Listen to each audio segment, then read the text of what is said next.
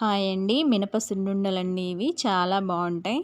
ఇప్పుడైతే మనం పిల్లలకి ఆ పప్పు, ఈ పప్పు అన్ని పప్పులు కలిపి ప్రోటీన్ లడ్డని, డ్రై ఫ్రూట్ లడ్డని ఇస్తున్నాం కదా! మన అమ్మమ్మలు, నానమ్మలు అప్పట్లో వాళ్ళకి తెలిసిన పప్పు ఏదైనా ఉంది అంటే ఈ మినపప్పుతో చేసినటువంటి మినప సున్నుండలే. ఏ హెల్త్ ఇష్యూస్ ఉన్నా సరే ఎక్కువగా దీన్ని తీసుకునేవాళ్ళు. ఓకే. మనం ప్రాసెస్‌లోకైతే వెళ్ళిపోదాము. ఇక్కడ నేను పొట్టుతో ఉన్న మినపప్పు 2 కప్పులు తీసుకొని అలా చెరిగానండి. డస్ట్ ఏదైనా ఉంటే పోతుందని. తర్వాత ప్యాన్ పెట్టి మినపప్పు వేసి అలా డ్రై రోస్ట్ చేశాను. 15 మినిట్స్ అలా మీడియం ఫ్లేమ్‌లో చూడండి చూస్తున్న విధంగా. ఇవి చల్లారేలోపు నెయ్యి, బెల్లం కూడా రెడీ చేశాను.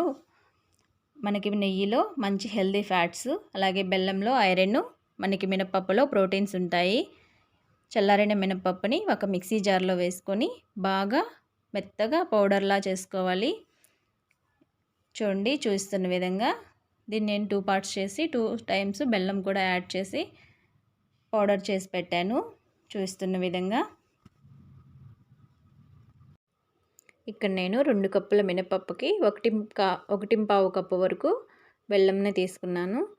మొత్తం అలా పౌడర్ చేసుకున్న తర్వాత కలిపి మనం నెయ్యి యాడ్ చేసుకొని ఉండలవి లేకుండా నెయ్యి కాలుతుంది కదండి, ఫస్ట్ గరిటెతో అలా అనాలి.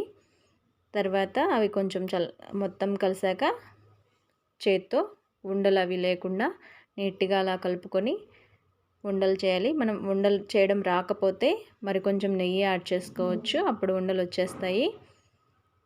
మా పిల్లలకి ఇవి నేను రెగ్యులర్గా చేసిస్తూ ఉంటాను. పిల్లలు కూడా వీటిని చాలా బాగా లైక్ చేస్తారు. మీరు కూడా మీ పిల్లలకి చేసి పెట్టండి. Please watch and thank you అండి.